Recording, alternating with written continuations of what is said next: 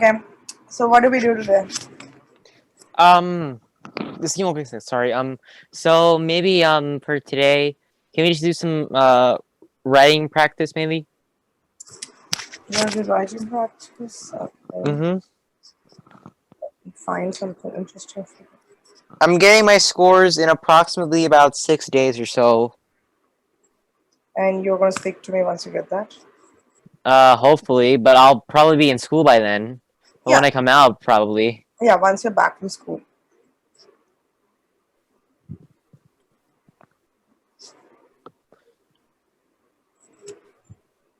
Would you say that maybe I'm 1500 on first try is good?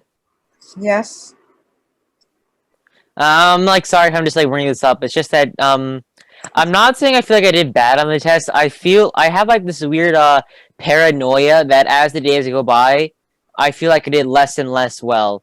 It's not really induced because of me thinking I did the questions wrong. It's more of like an intuition feeling, like more like you know probability chance feeling, not actually based off of whether or not I got the questions right, mainly just based off of like whether or not I feel like I got a good score, if you know what I mean, right? I understand what you're saying. And as the days are coming closer for your results to be out, this Mm-hmm. eerie feeling is going to be there. And it's going to deepen. Yeah. It's there with everybody. It's not that it's only with you. It can happen with any age group, anybody who takes an exam. There are Mm-hmm. very quite a few people who are like, once they take the exam, they forget about it or they can actually push it out of the head. But you can't. Okay? So, what is going to happen is you're going to keep finding, keep plunging in to bring out some more mistakes, or keep feeling that, okay, that was also a mistake that I did. A lot of all that. Mm-hmm.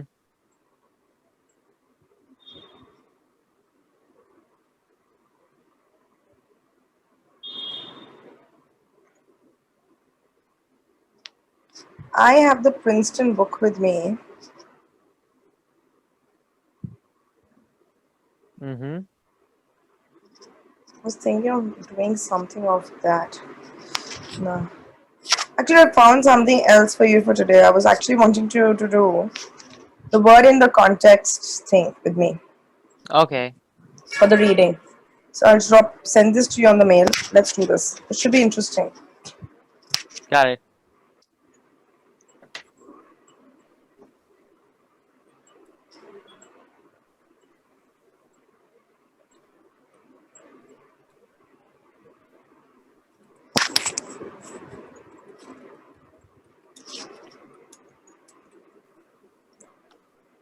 So what is this PDF all about that I'm just mailing it to you is that it's the vocabulary question that comes in the reading section. Mm-hmm. What does so and so word mean um, in the in line number so and so? Okay. So what here they've done is,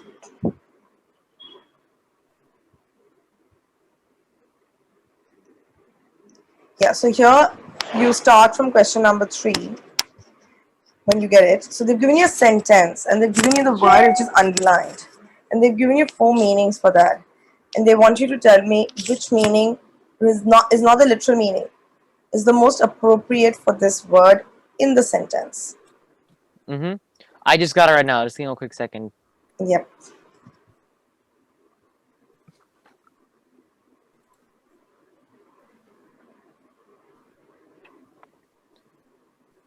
Um, the question number 2 is cut off. Yeah, so Should I we just do start. number 3? Yeah, we should Okay. start with number 3. Mm-hmm.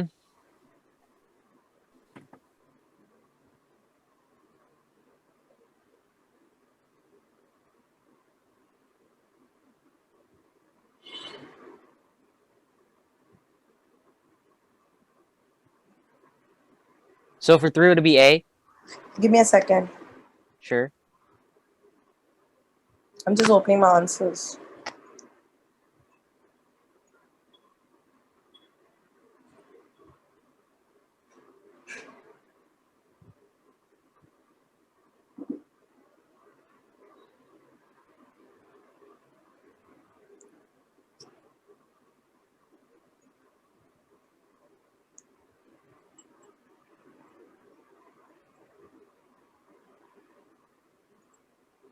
Number 3 is A. Correct. This Will person sounds a lot like me. Ah.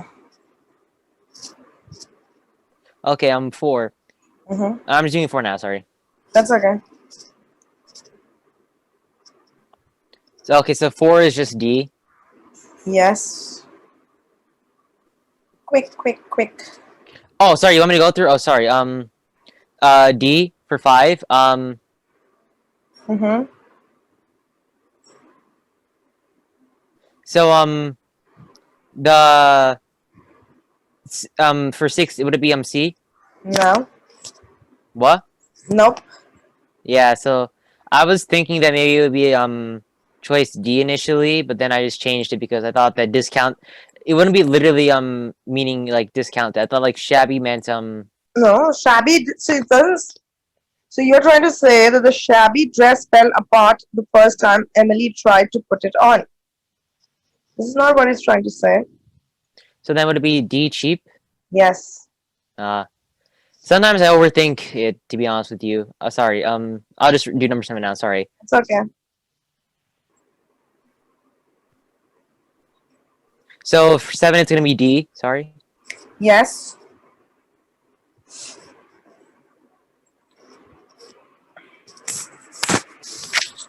Um. What does tenacious mean? Does tenacious mean like very um? Does it mean like very strong almost like clinging? Would AP C tenacious? Tenacious is basically to keep something very firmly, to hold on to something, clinging. Oh. Hmm.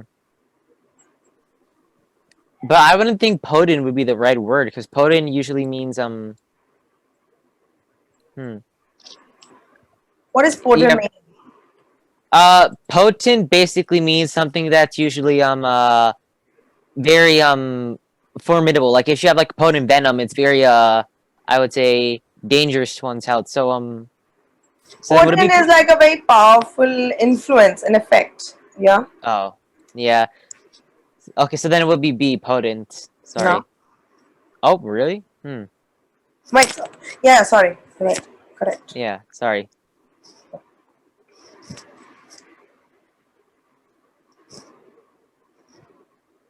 Nine. So 9 would be A. Yes. 10. I'm doing it right now, sorry. Okay.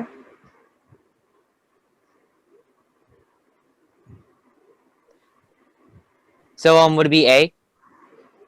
No.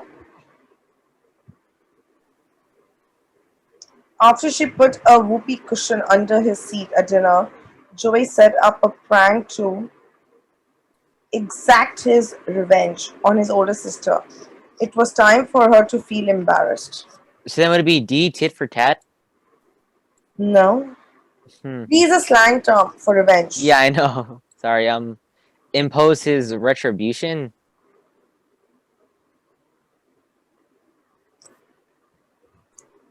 Yes. That is, I mean, I understand it, but it just felt like a more Never mind. Sorry. So, see, let's understand why A is not correct. You said A, right? Yeah. So, A means is to inflict harm on behalf of. So, it would be only be appropriate to say that Joey set out to revenge himself. Oh, but I thought avenge usually meant to basically exact vengeance. That's what I thought it meant. Oh. Now, Hmm. Never mind. Sorry about that. 11. Sorry, I'm just doing 11 now. Sorry. yep, okay.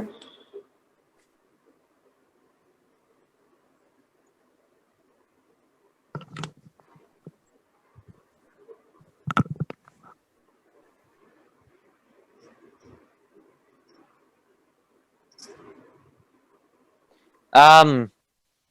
So for 11, I'm a little bit stuck, but I'll choose choice D, grant amnesty. No, Yeah. Sorry. Tolerate a margin of freedom. correct. Yeah. It's just that like I knew that grant amnesty was too strong of an answer because leeway usually means the leniency, and leniency doesn't necessarily mean fully giving them freedom. It just means being a little bit more tolerant on them. That's why I just Correct. I overthink these things too much. It's not because I think they're the right answer. It's usually when I pick answers like this, it's not because I think it's the best answer. It's because I feel like that would be a better option than another answer. That's why. Mm-hmm. Sorry.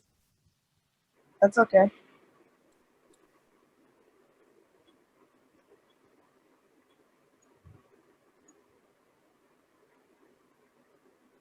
So would it be B? Impatiently. No. Why? How can I be impatient? The audience waited with the bated breath for the climax of the movie. The entire story had held up to the final battle between the villain and the hero. It was a nerve wracking to see who would come out triumphant. Hmm. Then would it be apprehension?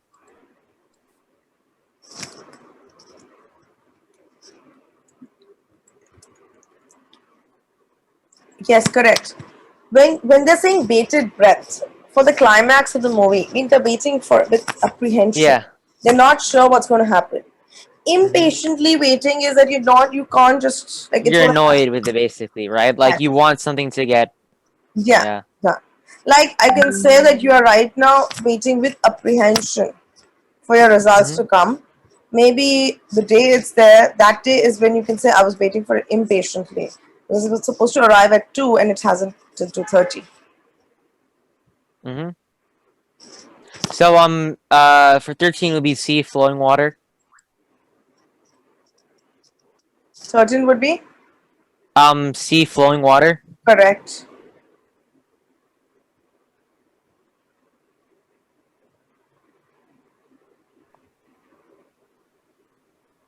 14. I'm reading right now. Sorry. Mm-hmm.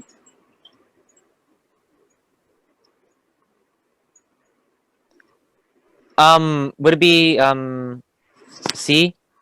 Correct. Mm-hmm. Sorry.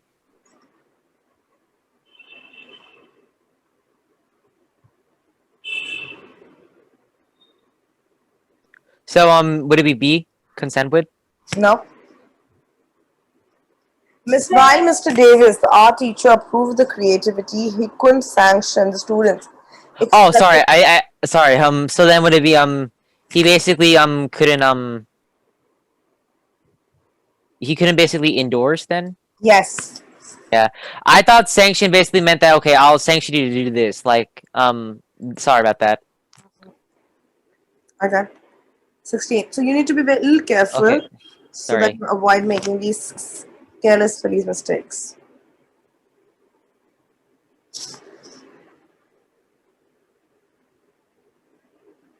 So would 16 be B, camouflaging? Nope. Hmm. I know what the word harboring means. It's just that would it be Since Liz was trying to lose weight, she picked on lean turkey at the. oh no, I'm on 16. Oh, sorry. Yeah. Yeah, sorry, 16. Andrew couldn't help it. He was still harboring bad feelings about his ex girlfriend long after the breakup. There was simply no excuse for how she had treated him. What does camouflaging mean? Yeah, I'm sorry. I know it's not exactly the best choice. Camouflaging usually means the blending, but a harboring usually means basically to Camouflaging store would or basically basic yeah. camouflaging would mean here is that does not work because he would have it's unlikely that he would have self It would, control to keep these feelings secret. because if he was camouflaging it, he would technically want to hide it. But if he's harboring it, that basically means that he that people knowingly know that he's fostering it, that he's fostering like bad feelings about his ex girlfriend. So would it be cherishing? D. Not cherishing means so cherishing is opposite of what we're looking for. Cherishing does not mean harboring and Then bad would it? feelings. Oh. You see the word. So bad feelings means he's doing something with it which is not very happy. Mm-hmm. Cherishing means is I would cherish my and George SAT classes after you get into a college. Okay? I will Mm-hmm. cherish the good moments. I will recall them. I will smile to myself. Oh, okay. So then it would be C, entertaining. Entertaining. Yes. Okay, so but in this connotation of entertaining, it just basically means basically to To let those feelings come into him. When we say let's Okay. entertain our eyes, it's like we are going in to entertain us, get some fun for our life. So he's Mm-hmm. having fun uh, on the bad feelings. He's still having those bad feelings to whenever he's maybe lonely or something. Mm-hmm. So okay, so for 17 it would be C, low calorie. Correct. This was easy, very easy. Yeah. 18. So if 18 would it be C, evaded? Yes, very good. You think?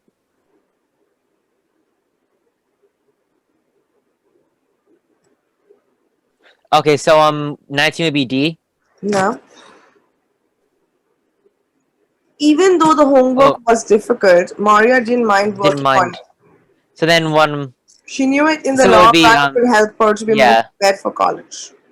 So then it would be A, was willingly working on her. Yes, yes. I was Uh, just going to say, George, apply the sentence to yourself, you get the answer. hmm.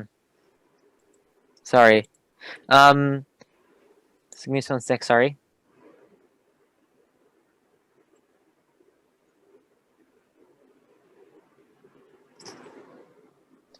Of base metals. So so then would it be C, artificial?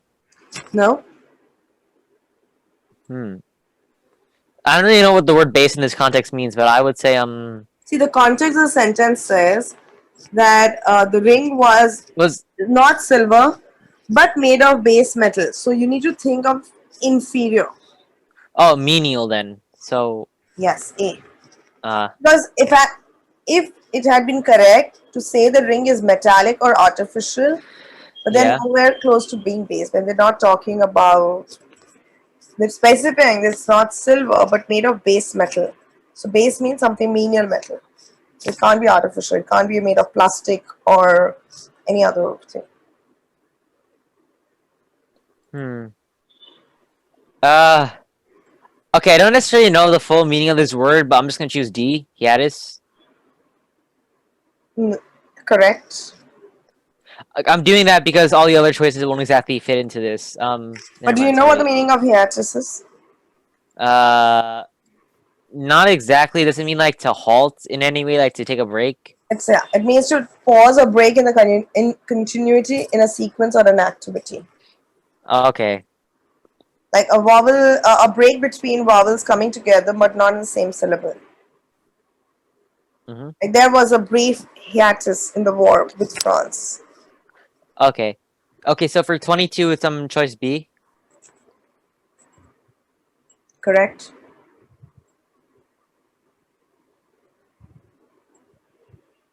So 23, it's gonna be B. Correct?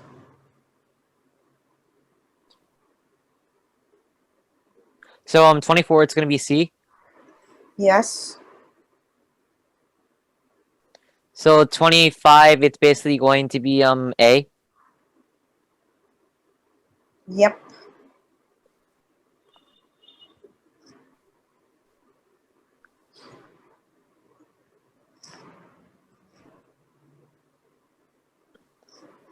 So 26 is gonna be C. Mm-hmm.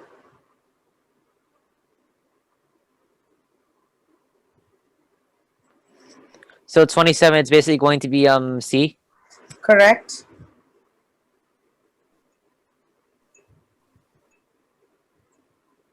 So 28, it's going to be A. Perfect? 29 was A. Yep.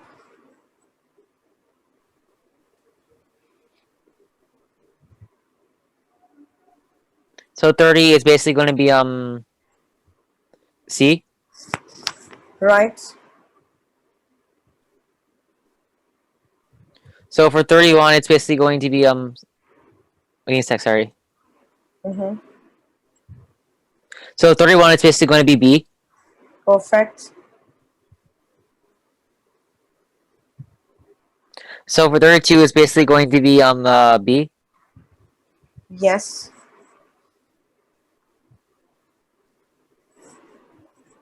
So 33, would it be D? Yep. 34. Hmm.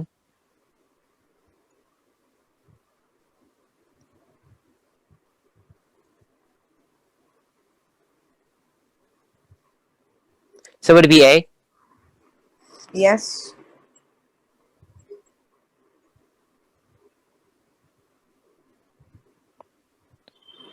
So 35 would it be C? Correct.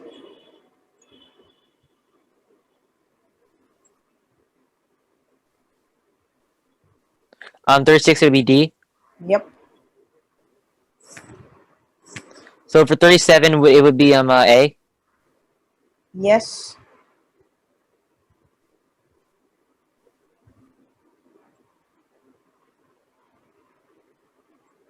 38 was basically D. Yep.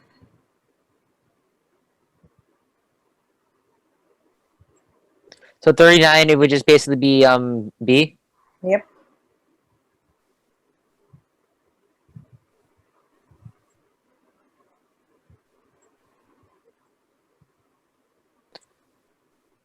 So 40 would be B.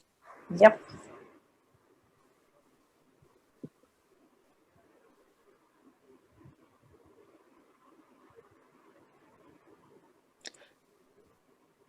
Hmm. So would it be C, improvised for 41? Yes. Why?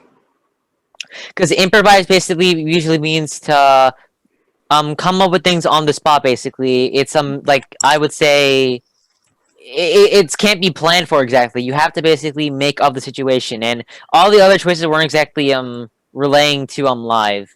Mm-hmm. So subsist that does not have any correlation with it whatsoever. Premeditated means that it was pre-planned, and energetic does not have anything to do with the fact that it's live. Okay. Okay, I'm just seeing 42 now. Sorry.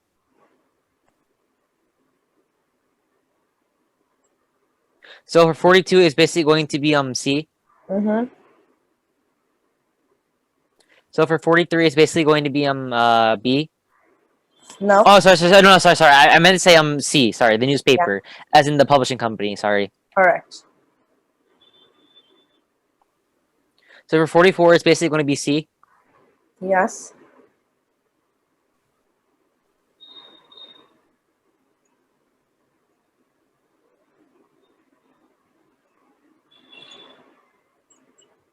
So would it be A for 45? Yep.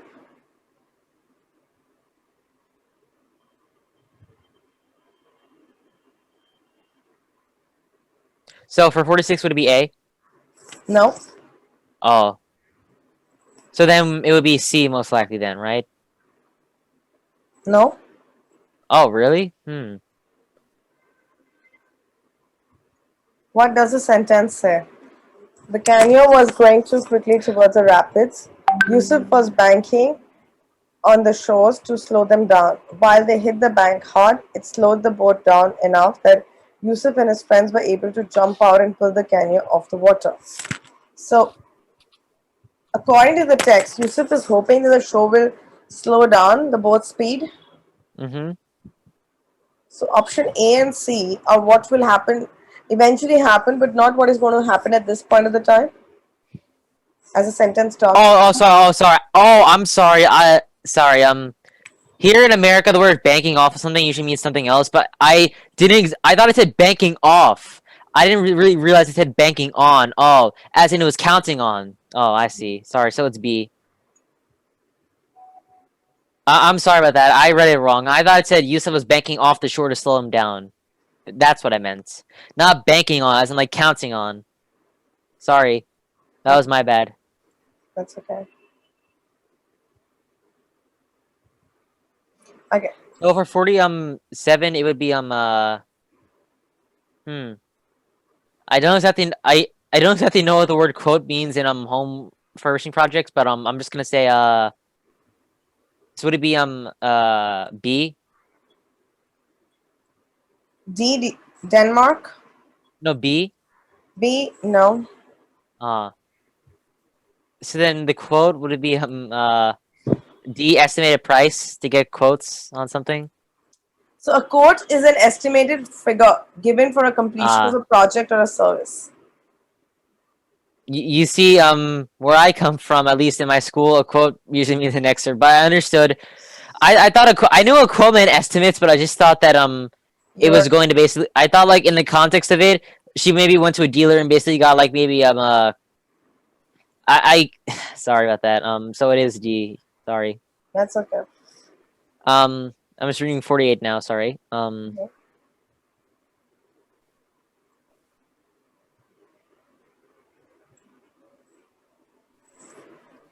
So 48 would be B. Correct.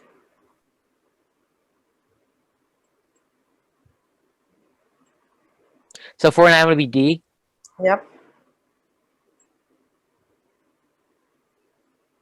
So 50 would be A. Correct. That was good. Wasn't that a good exercise? Mm-hmm.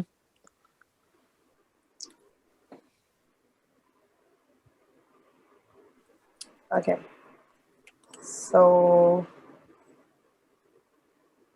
now let's do some graph analysis questions.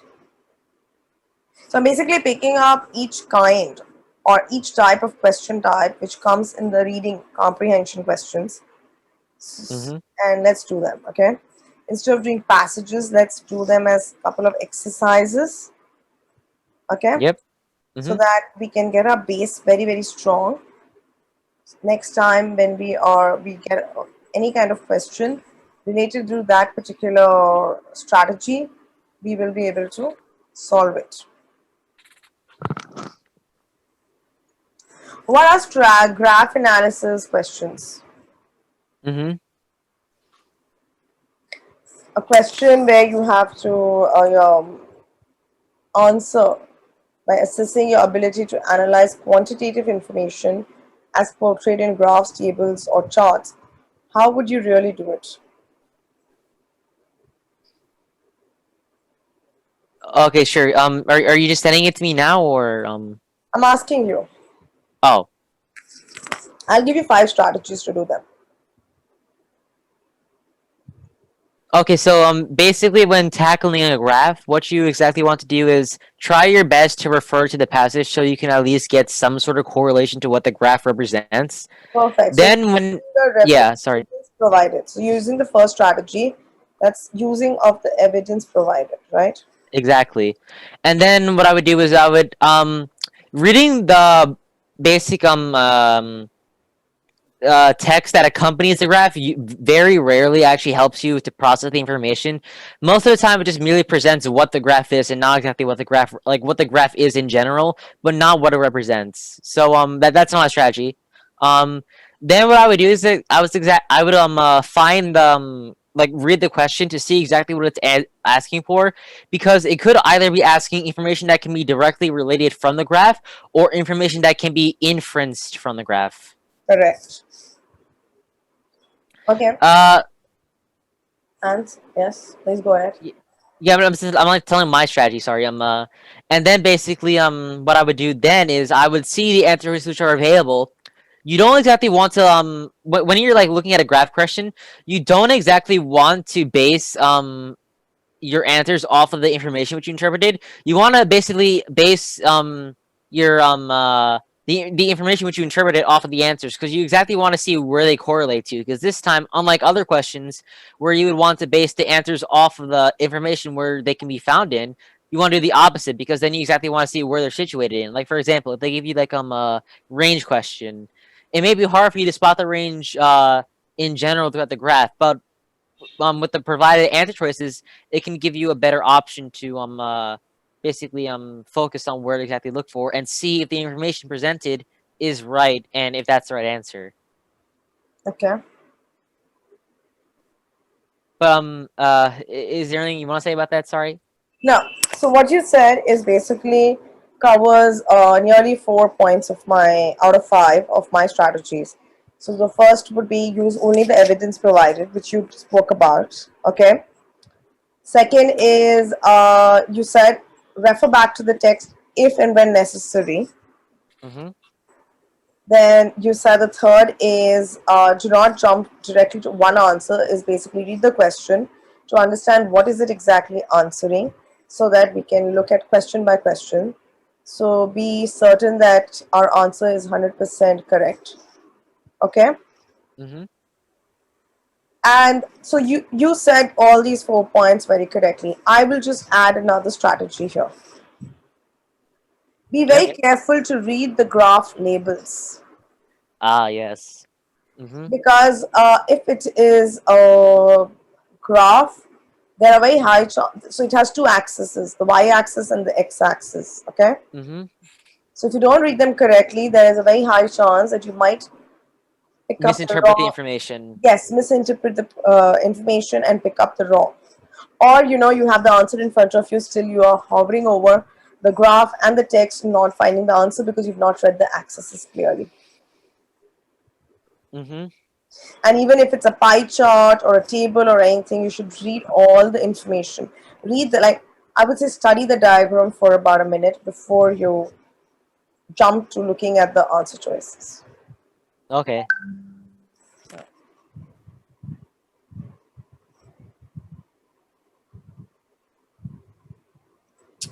Should we do a couple of graph questions? Sure.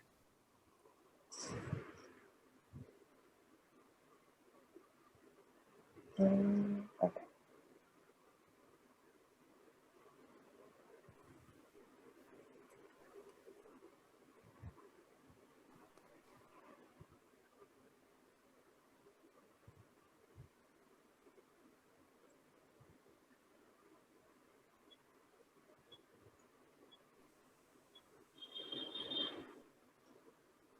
I am mailing them to you.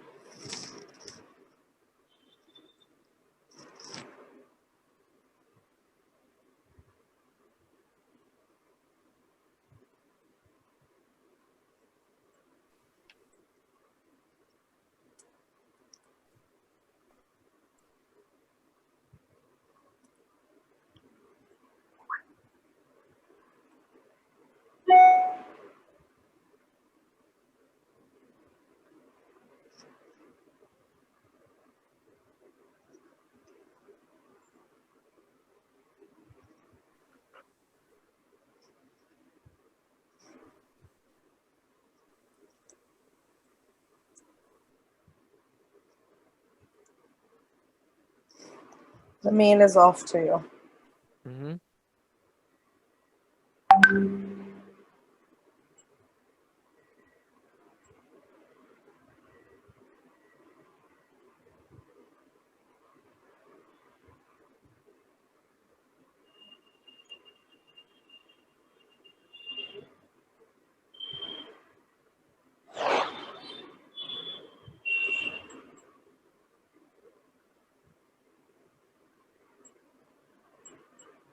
Got it.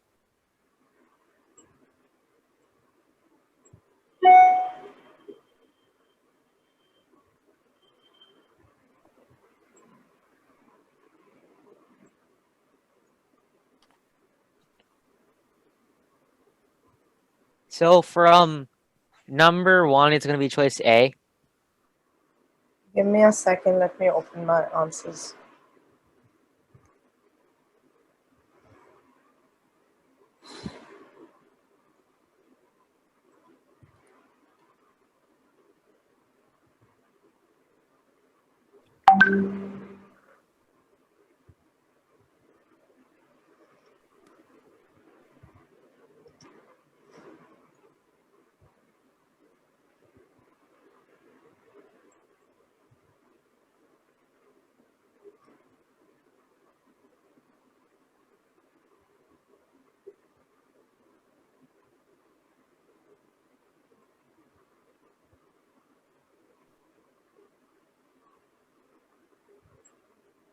Okay, number one. A. No, What? no.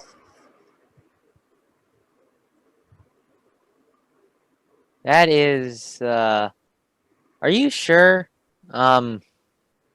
But it says people are 4 times likely to be involved in a fall than be assaulted, and fall does represent 40%, and assault is 10%. percent. Give me a sec. Sorry. Sorry. Let me just reread the question Yes, and the right. answers.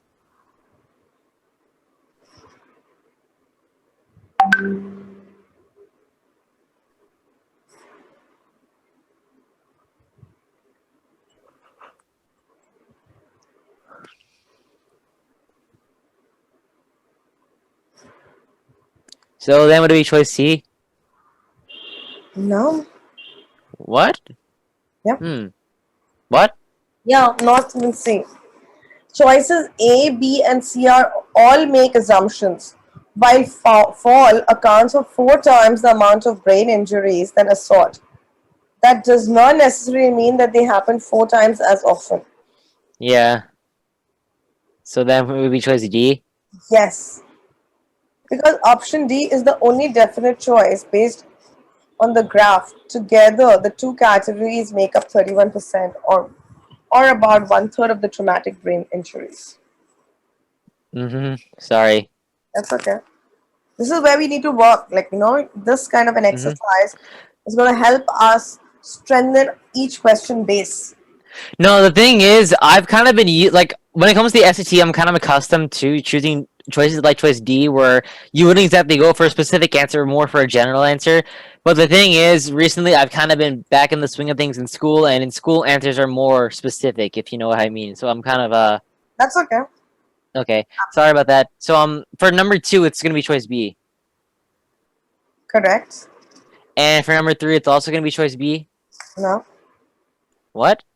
Yep. Hmm.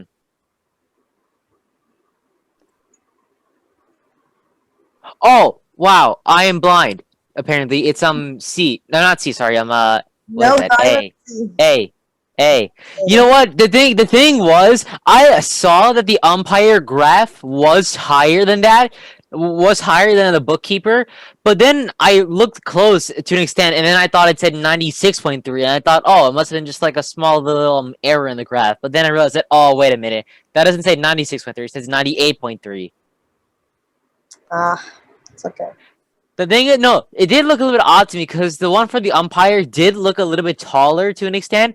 But then, from my angle, at least, I didn't look that closely. It looked like a 96.3, and I saw for the bookkeeper it said 97.6, and I thought, oh, they must have been, relatively similar. But then when I look closer now, it says, oh, wait a minute, that's not 96.3, that's 98.3. Hmm.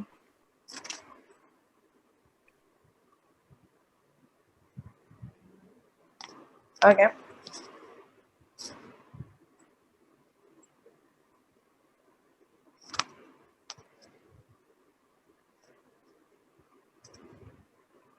So would it be choice C Yes. before?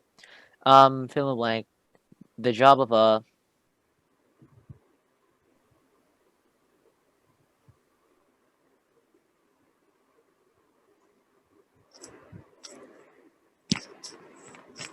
Use maths. Use maths. yeah, no, I'm just taking a look right now. Sorry.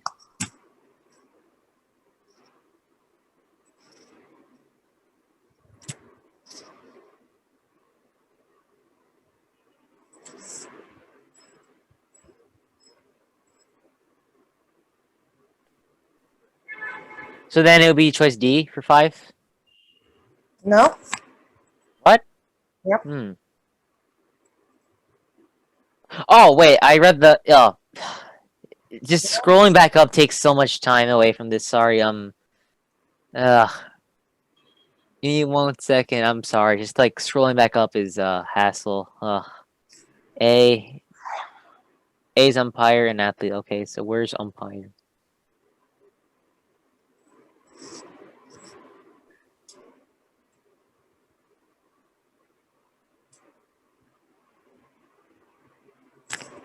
Oh, so then it'll be B. Mm-hmm. Yeah. Sorry. It's a hassle scrolling back up and down for this. Sorry. That's okay. Um. Line of best fit other data in the U.S. should show that consumption of beef over time has gone down, so decreased.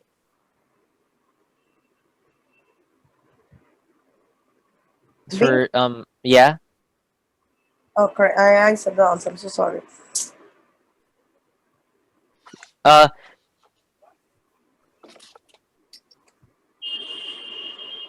sorry. You were saying something? No, no. Go ahead. Okay, sorry. Americans consumed the fewest pounds of beef in the year of 2014, which I highly doubt in general, but okay. So it's gonna be choice B. Um, Based on the information in the graph, what can be said about U.S. consumption of beef between 2006 and 2007? That it was at all-time high. So consumption of beef was nearly unchanged. So it would be choice C. Yep. Blank. It's like three times. So that would approximately be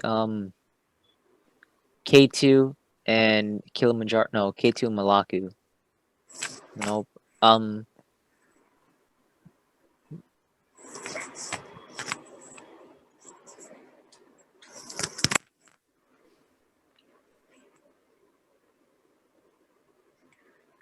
so it would be D, none of the above. Correct. That's a odd way to phrase it. That's Which of the just following statements that's is a good best? way of phrasing it. Yeah. Which statement is best supported by evidence in the graph? You know exactly where they are. 30% of the mountains also contain a number. Um, actually, that is true. Nanga Parbat is less. No, it never says that. Mount Everest is the world's tallest mountain. Okay, so um, is best supported by the graph? Then it would be D. Number 10 is D. Yeah, but in actuality, the answer is wrong for that one. But never mind. Um, the cost difference between four-year public and four-year private institutions was smallest during which year?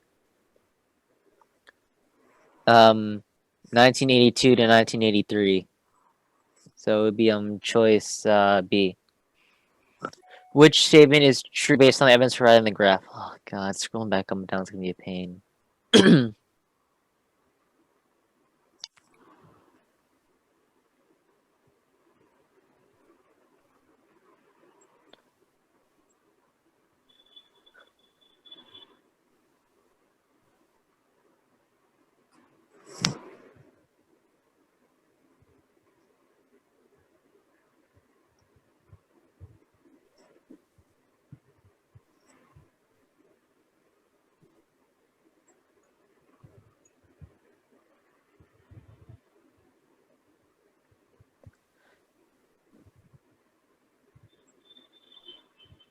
So would 12 be choice C?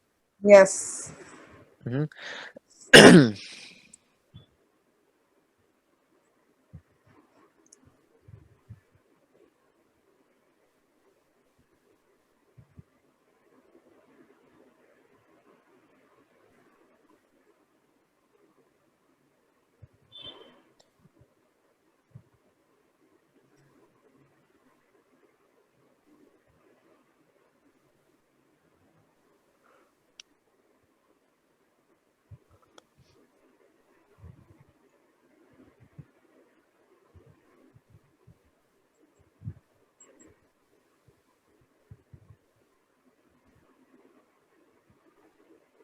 So then it would be choice B. Yes, correct.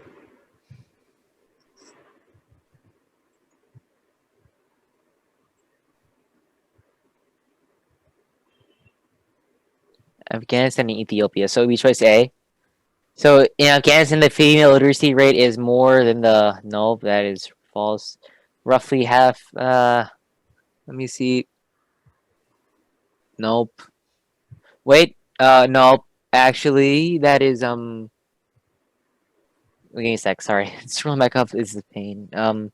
Approximately the same. So A and D can be eliminated. What is it like? 24. That one is roughly half, approximately two-thirds. So it would be choice C.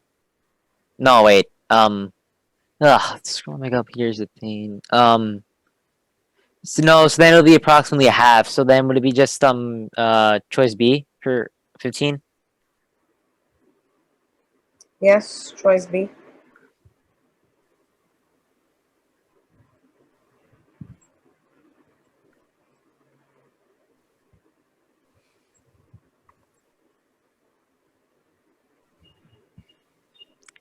According to the graph, which is the following true? In Greece, most women can read. More women can read than men. That's Let me see. Nope.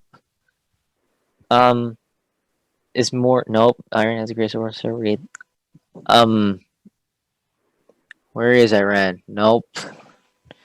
Then 70% of the countries presented have a literacy greater than the overall literacy rates. That is true. So then it'll be choice D. Yep.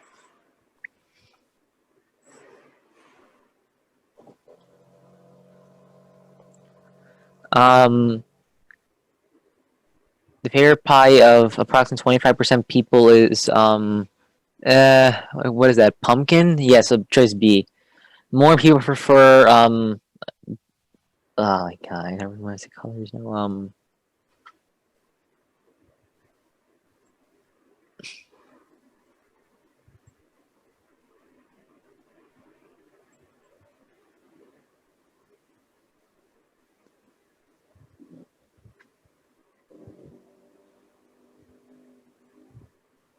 So then would be choice C.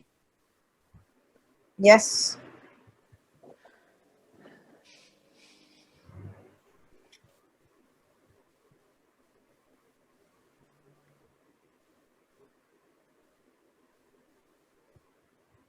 So for that it'll be around A for 19. Now.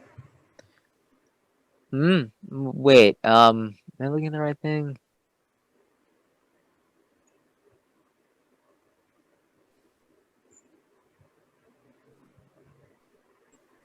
Or would this just be D 12,000?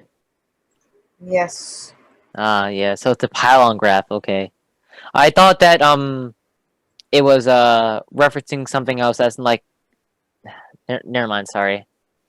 So then in January what percent of total revenue was made up of produce?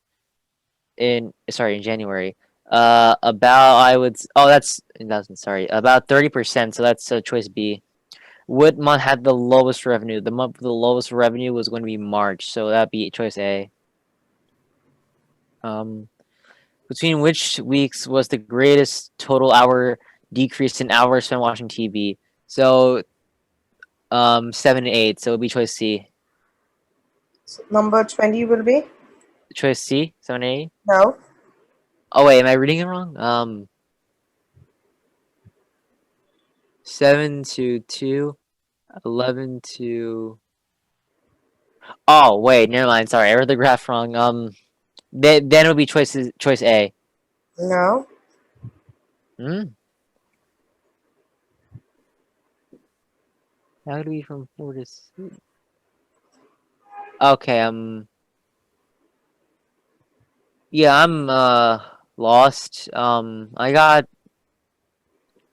I got choice C as in like week 7 through 8, 7 and 8. How Look was at that option B. 4 to 7? Which weeks was the greatest total hour decrease in hours spent watching TV? Mm-hmm. How could it be total hour decrease? Hmm? I'm confused. Let's do number 20 together. In January, what percent of total revenue? Oh no! I'm on question 22. Hang on. 22, what did you say? 22, I said choice C. Correct. Oh, for 20, yeah, 20 is choice B, 30%, right? Right. Yeah. Oh, sorry, never mind. How many total hours were spent watching TV between weeks 1 and 8? Um, oh, great. 3, 8, 15. That's 17. That is 23. That is 31. That is 42, and that is 45. So A, 45. Correct. Based on the evidence in the graph, which of the following is true? The fewest number of someone watching TV was in week 4. That is true. But screen time is at nope. Week 4 has nope. A new TV contribute no, so it's just choice A. Correct. Between which months is the percentage of sediment covering the ground the greatest? That's gonna be February. One is gonna be February, and yeah, so it's gonna be January and February. So it'll be choice A. Number 25? Mm-hmm. No. Oh wait, I am reading the graph wrong. I thought this was something else. Sorry, I'm not really accustomed to these graphs. So then it'll be July and August, right? Yes, that's going to be C. Yeah, yeah. When I like see these graphs, I um in like instinctively think that it's like that when they show this information that there's that they're behind it. So you see how for the snow plot in black, Mhm. it starts from 0 to 6. So when I see the one for 7, I think it starts from 0 to 24, not from 12 or 13 to 24. That's what I usually interpret it as. But now I understand because I'm not used to graphs like this. Sorry about that. It's okay. Um, According to the graph, what can be said about sediment as a ground covering? It remains roughly the same depth throughout the year. Let me just see. No, not exactly. Is it thickest in February? Um, nope. Is it thinnest in August? No, it is. It increases in depth from August to December. Um, nope. Let me just read this again. Sorry.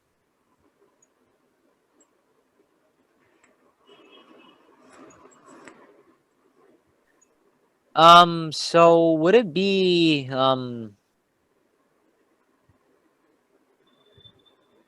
sorry, just give me a quick second.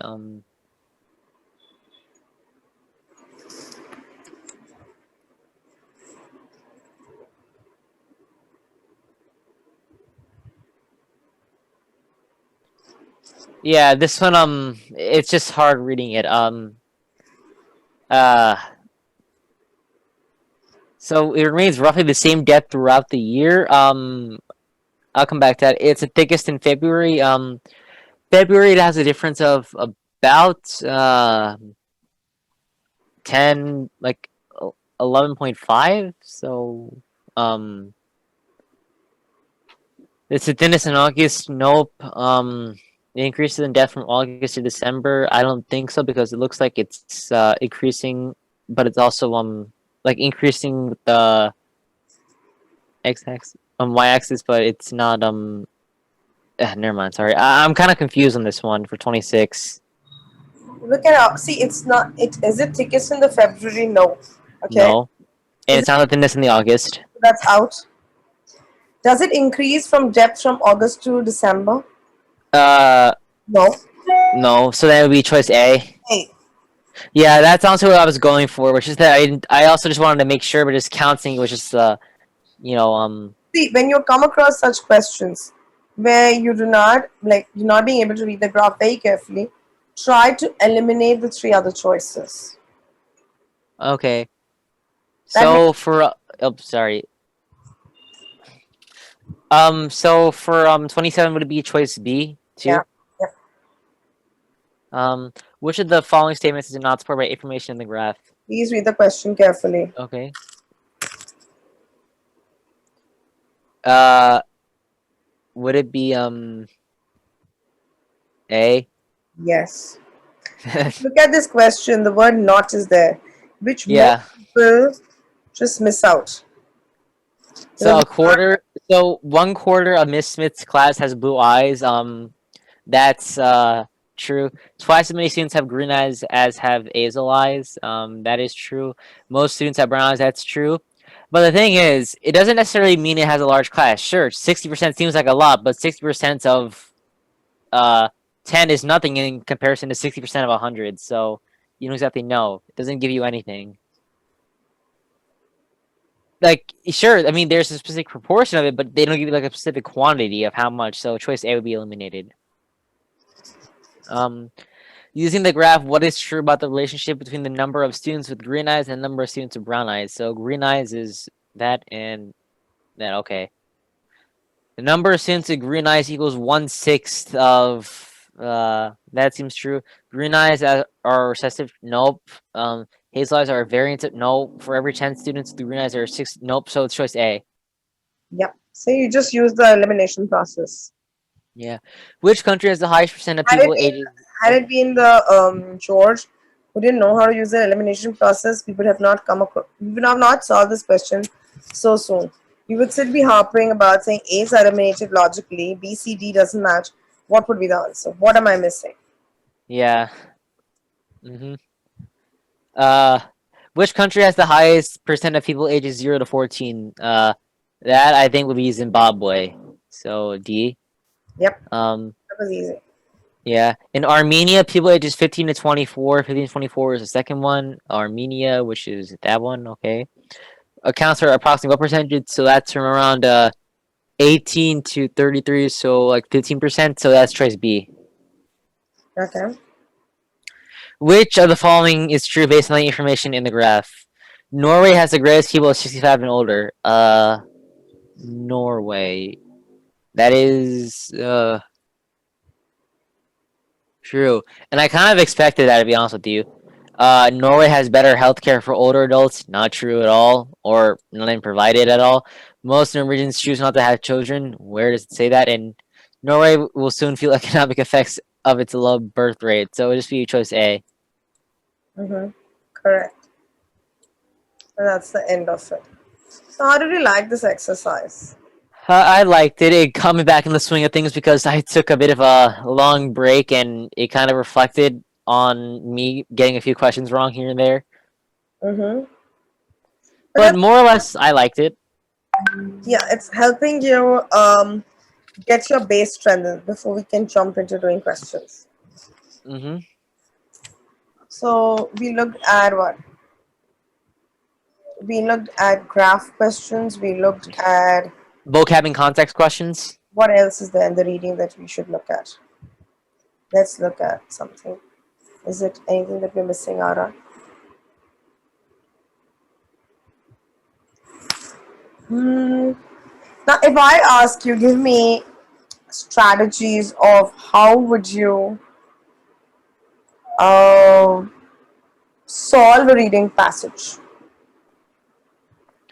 Okay, so to solve a reading passage, what I would do is I would read the passage fully through, but be sure to digest like necessary information, but not get invested into the passage itself because that'll distract you. Then what I would do is I would see the questions, and then for questions which are deemed like manageable, what I would do is I would read the specific prompt and see what it's looking for, find the evidence, and make sure that the evidence can support the one of the answer choices, and then I'll choose that. However, if it's a more harder question, like for example an inference question, what I would do is I would see all the answer choices and I would use process of elimination. And if it was a command of and find the choices places in the passage which I mean, and I would use like if it was a command of evidence question, it would also have an accompanying question which would tell you where the evidence of the previous one would be located, and I would use that to help me to finalize my answer for the previous question, and I would use process of elimination because for most command of evidence questions, you have to use process of elimination no matter what. Mm-hmm. Um, for inferencing questions, what I would do is I would try just reading like the main points of the passage, which usually come either at the beginning or near the end of the passage.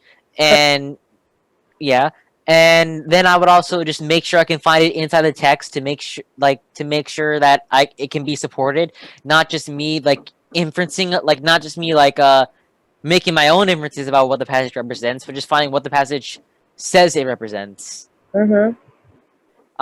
Then for graphical questions, what I would do is I would refer to places in the text where evidence that can support the graph or basically explains the graph is presented. Then I would find what exactly it is I'm looking for in the graph. Like for example, either a range, a specific set point, or even maybe an analysis of different parts of the graph. And I would use the text basically to make sure that it can be that the evidence in the graph can explain the text. Therefore, that specific choice could be the right answer.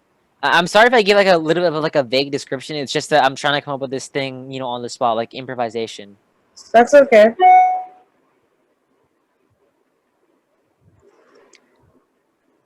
like I'm trying to express it in my own words. Sorry if I can exactly give like the most No, you're coherent of saying fine. You're saying fine. Go ahead. Anything else? um for specific other types of questions, mainly for vocab and context, I would say what I would do is I would read both the preceding sentence mainly. You can also read the succeeding sentence, although that will not really have that much help to an extent, although it can. But what I would do is I would read the preceding sentence and the preceding information that follows the exact vocab word, and then I would use that to basically correlate to what specific answer choice they're looking for, or Mhm. what specific choice they're looking for. Or if you can't exactly do that, another strategy which you could do to tackle their questions similar to that is you can basically take the answer choices from the question presented to you and substitute them in for the vocab which is already placed inside of it, and see if when inserting the answer choice it can accomplish the same goal as the original. Okay. um Command evidence, vocab, graphical, basic. What others are there? Yeah, I'm kind of I don't think I come up with any more unless I maybe have some insight into what other types of questions can be presented. Okay. So more or less, you told me everything that is covered. So do you want me to just summarize the whole thing for you? Yeah. Okay. So when we're looking at doing the reading strategies, is A, yes, be very familiar with your format and the question patterns. Be very strategic in time planning, in dividing your time. You have 65 minutes for 52 questions, and we forget that we even have to read. So we should allocate a specific time for each passage, therefore leaving us enough time to do each passage and not panic. So, Mhm. so we Mhm. know Sorry. that, okay, we know that in Sorry. exam, five passages are going to be there. One is going to be a fiction passage, another is going to be social science, another is science, another social studies, like some kind of a document. And And usually, there's another like archaic passage, one that usually takes place, I would say at least a good century ago, to mainly get you acquainted with like the different types of styles of styles of reading. I mean, styles of writing, which can I'm sorry about that. that's okay. So as I said, five passages. You should allocate 5 minutes to read each passage. Okay, and Mm-hmm. you Yep. should allocate 8 minutes to solve questions. Be it 10 or 11 questions does not matter. 8 minutes are more than enough for it. Okay, Yep. Mm-hmm. because any two passages will have 11 questions. Others will all have 10 questions per. Yep. So you should read, focus on the passage that are easier than the passages which is very difficult.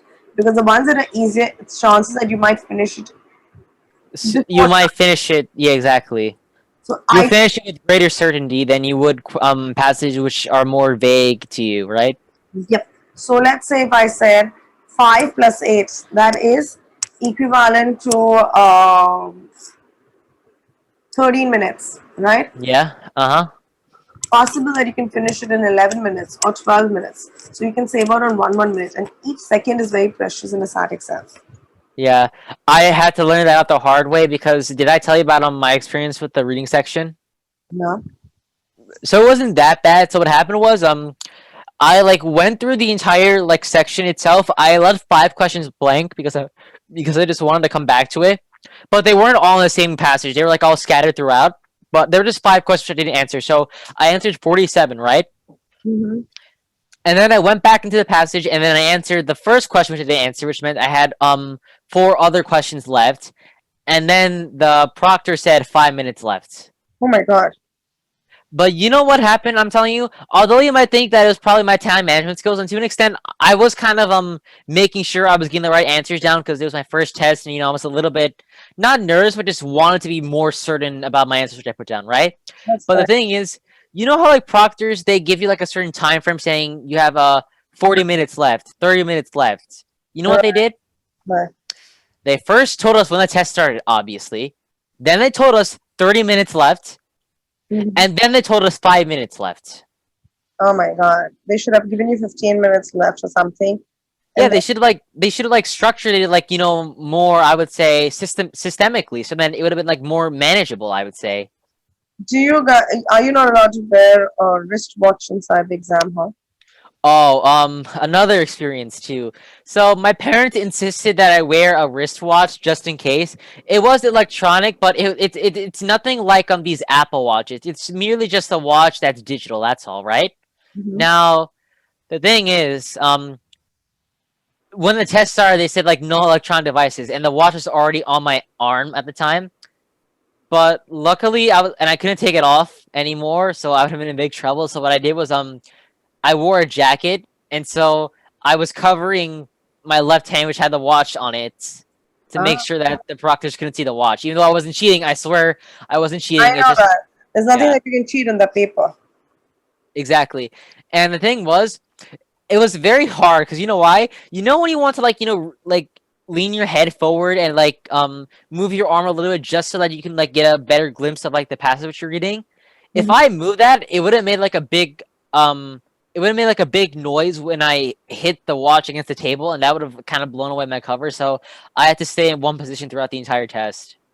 And was that, It didn't impede me. It didn't impede me anyway. It just like came up as not an annoyance, but just like as a little reminder that I had the watch still present on my arm. I forgot about it.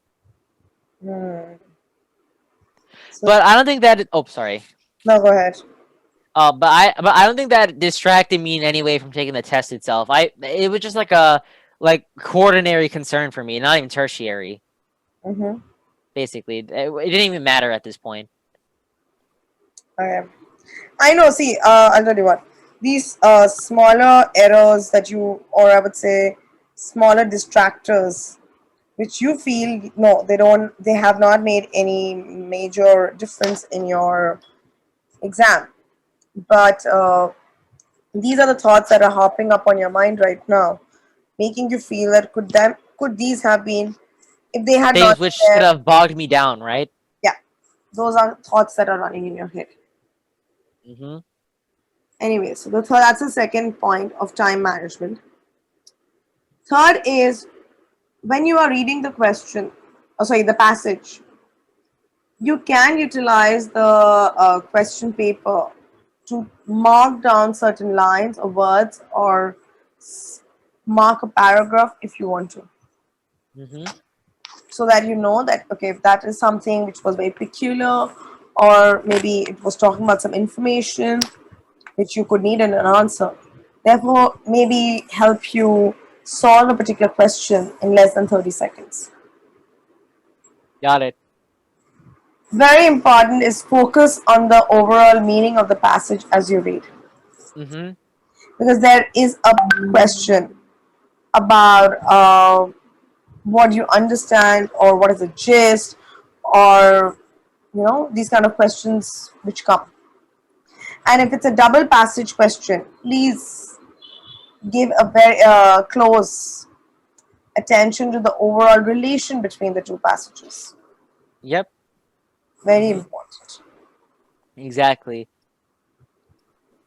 And you are 100% allowed to make notes all over the booklet.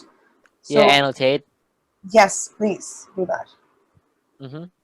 because you take you Yeah. 5 minutes to I, read the I passage. Yeah, go ahead, say something. no. I was gonna say that I did use annotations a lot during the test, even if it was redundant to an extent. I just made sure that when I referred back to the questions, and let's just say, it was like one of the first questions on the exam, right? And I finished it, but then I came back. If I forgot the main message of the passage after I read it, since it was at the beginning, having those notes down there made me more confident that the answer which I chose before was chosen for a good reason. Correct. I had told you this earlier also. I don't know if it was of any use to you in this exam. Is come back to questions if they seem overly difficult or you're unsure about them. Put a small star mark and come back to them if you have time left. But I suppose in your case, this time you had no time left. No, exactly. The ones which I left blank were the ones which are too difficult to answer, or at least ones that were too lengthy to answer within a short period of time. Mm-hmm. Okay. Uh, you should try and cover the answers Mm-hmm. that you have solved.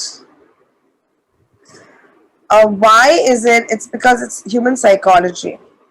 That if we keep seeing the answers that we have solved already, what happens is we keep thinking, or I would say we keep anticipating that they answer that correct or not, making you go slower on your current paper. Mm-hmm. Are you getting what I'm trying to say? Yep. So you can avoid doing that. Mm-hmm. Because one of the last question which I answered, I'm not even sure if I couldn't even necessarily read that question because it was so lengthy and it tied into a graph question, but it was an inferencing graph question. I couldn't read it, so what instead I did was I used process of elimination to choose to get rid of all the other answers. That's a very good idea. That's a very, very good strategy that you applied. And I hope those answers are correct, which will only boost your confidence in terms of you noting that those practical approaches which you took them on the exam time have really helped you. Yep. I seriously, I hope and pray that all your prac- Exam. yeah, your entire practical approach towards the exam has been to your good favor. Hopefully. And one more thing too, the reading was the only section really where I just had a little bit of like a time, like the time mainly be a major setback of my progress. Like other, like I'm not saying like it was that bad. I mean, just like a little like thing which I kept in mind, right? Because for every other section beside that, my time management was good. And I'm not saying my time management was bad necessarily for the first section, the reading section, but it's just that like with the time constraint, maybe if I had like maybe an extra 2 to 3 minutes, I could have just been like I could have like had more time to revise my answers. Not saying they were wrong. It's just that making sure I had more confidence in the answers that I put down over time, like as the same confidence as the normal ones that I put down, as you would say, right? Yeah, what you're saying is correct. So, what this means is that you have to be extra careful. You have to be prepared in the exam for the worst to happen. For the next exam, we have to make sure you need to work in more time constrained situations.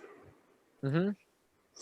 What do I mean by them is that next time that you are doing an exam or we do a practice together, what we have to do is make sure that let's say you can finish a passage in, or let's say the time given to finish a passage is 8 minutes. I will ask you to finish it in less than 6 minutes 6 minutes, yeah. so that it prepares you Mm-hmm. in all aspects. It's preparing you that in case again something similar goes off in the exam, you know how to tackle it. You don't go Mm-hmm. freeze. So the essential thing is the last few answers that you answered as a guesswork. In case if they are wrong, that's Yep. okay. Why? Because the minute the proctor said 5 more minutes, you are after all a human. You reacted Mm-hmm. to that in a very stressed manner. Yep. And therefore there's a chance that could lead you to not scoring better. But hopefully, I feel like I did well. Let's just see the test results. And even if I didn't do well, there's always the next time where we can better understand the conditions since I experienced it firsthand and be able to counteract those in the future. That's right. That's 100% right. So you should not worry about them. You should not let those thoughts hit you. You should not, when you see the result, I would not say that do not react to it or be just a very cool person. No. See the Like result. take it with like some heat. Take it like with some um like take it with like some seriosity, But then also don't focus on it. Like, don't stress about it too much, That's right? exactly. I use my same sentence again. This is not the end of your life, not the end of the world. Okay? It was a test which we were prepared that you would take it once, and there's a chance that you would have to take it again. Or we were going to prepare to take it again, okay? To do better. The reason that we were going to be taking multiple tests is because we wanted the best of the scores to reach the universities when we apply. Mm-hmm. So now in this case, it's okay. Possible that your maths would be better, maybe your English would not be. Hopefully. Or possible that the English is better and the maths is. But in every case, we are taking the exam again. Twice, yeah. So what's the harm? What's the worry? Yep. Mm-hmm. Got it. Thank you. So do not worry on that at all. Okay, got it. Thank you, Priyamida. Have a good weekend. You too. Bye bye. Bye.